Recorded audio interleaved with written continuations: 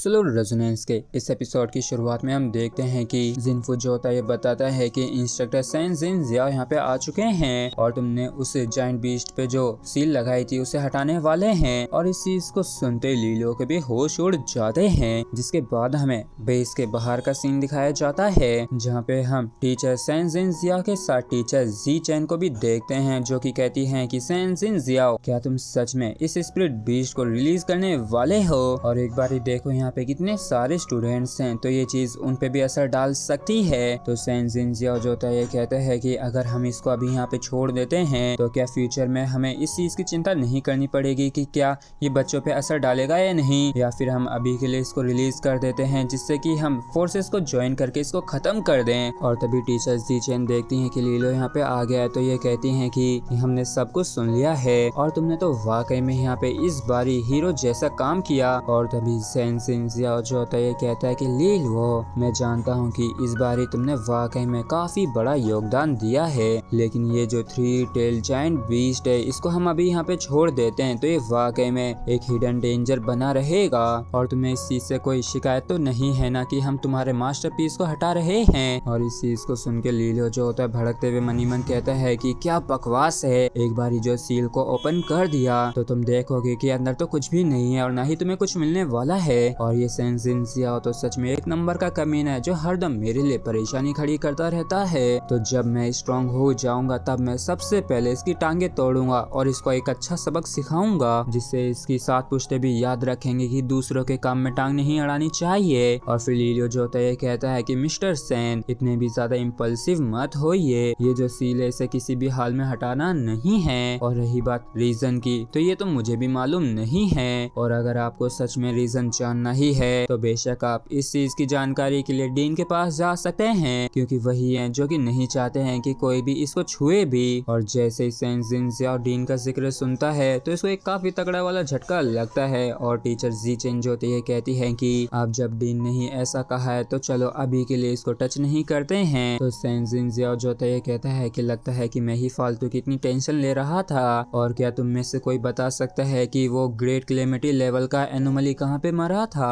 तो एक बंदा इशारा करके बता देता है कि मिस्टर शेन वहाँ पे वो एनोमली मरा था। और इस चीज को सुन के लीलो भी हैरान होते फिर सोचता है कि आखिर अब ये बंदा क्या करने को है। और जहाँ पे वो एनोमली मरा था वहाँ पे सैन जिन जियाओ अपनी पावर्स को इस्तेमाल करता है। और इस चीज को देख के सभी लोग हैरान होते हुए कहते हैं कि वाह देखो कितने सारे इविल थॉट्स हैं, लेकिन उन सभी को ही पलक झपकते मिस्टर शेन ने देखो कैसे जला दिया। और टीचर जी चैन जो होती है ये कहती हैं कि ये सारी चीजों को इतना भी अजीब मत समझो, और एक हाई लेवल एनोमली के मरने के बाद उसका कॉन्टिमिनेशन पीछे ही रह जाता है। और क्योंकि ये हमारे बेस के काफी ज्यादा करीब है तो इसको हर हाल में पूरी तरीके से एलिमिनेट करना जरूरी था। जबकि सब लीलो को अभी भी शक बना हुआ होता है और ये सोचता है कि हाँ वैसे तो ये सच है, लेकिन फिर भी न जाने किसी वजह से मुझे ऐसा महसूस हो रहा है जैसे कि ये एविडेंस के साथ खेल रहा है, फेरबदल कर रहा है। और तभी हम देखते हैं कि काफी सारे जनों ने लीलो को चारों तरफ से घेर लिया होता है और कहते हैं कि लीलो आखिर तुम अभी कहाँ चले गए थे। तो कोई और पूछता है कि आखिर तुम क्या सोच रहे हो, देखो यहाँ पे सभी लोग ही तुम्हें ही ढूंढ रहे थे, और देखो अब तुम पहले की तरह वापस से भाग के नहीं जा सकते हो।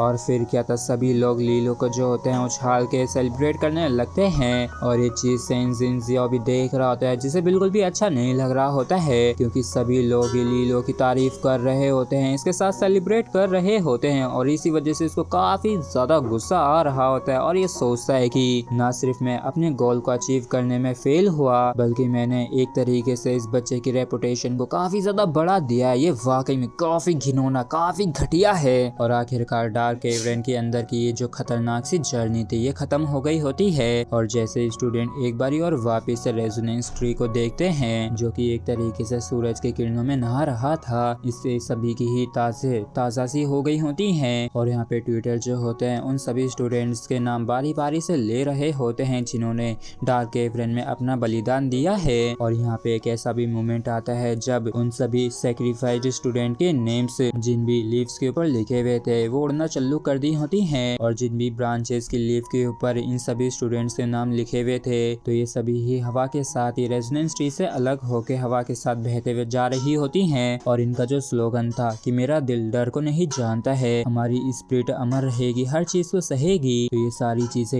एक बारी और वापिस से गूंज उठती है और जिन भी स्टूडेंट में पहले बचपना था, इनोसेंट से फेस है, वो भी काफी गंभीर मैच्योर से हो गए होते हैं और उनमें समझदारी आ गई होती है। जिसके बाद हमें एक बिल्डिंग के अंदर का सीन दिखाया जाता है जहाँ पे कोई कहता है कि हमारी एकेडमी का जो टैवरन है तो बस यहाँ पे तुम्हें सबसे बेस्ट ग्रीन एंड ब्रू मिल सकती है और एक तरीके से इसको बैटल के बाद पीना सबसे ठीक माना जाता है। जिसके बाद हम लीलो को देखते हैं जो कि यहाँ पे आ गया होता है और कहता है कि मुझे माफ करना जो मैं लेट हो गया। तो क्विंगलिंग जो होती है कहती है कि आखिर तुम अभी क्यों आए हो, तुमने तो कहा था कि काफी जल्दी आना है, कुछ इम्पोर्टेंट है, तो क्या तुमने हमें इंतजार के लिए ही बुलाया था। तो लीलो जो होता है ये भी परेशान होते हुए कहता है कि ये मैंने जानबूझ के नहीं किया है क्योंकि मेरे लिए भी क्वीन ज़ीलो को मना कर पाना काफी ज्यादा मुश्किल था और तुम भी अच्छे से जानती हो ना कि वो किस तरीके का पर्सन है। और हमें मालूम चलता है कि क्वीन ज़ीलो ने इसको बीच रास्ते में धर लिया था और उसने कहा था कि लीलो तुम भी थर्ड पैटर्न पे पहुंच चुके हो तो अब यहाँ से जाने के बारे में तो जरा भी मत सोचना, चलो एक काफी खतरनाक सी बैटल करते हैं। और तभी लीलो जो होता है ये लिंकविंग से कहता है कि लिंकविंग आखिर तुमने आज किस हाई अचीविंग स्टूडेंट को इनवाइट किया है रेजोनेंस रिफाइनिंग स्कूल से।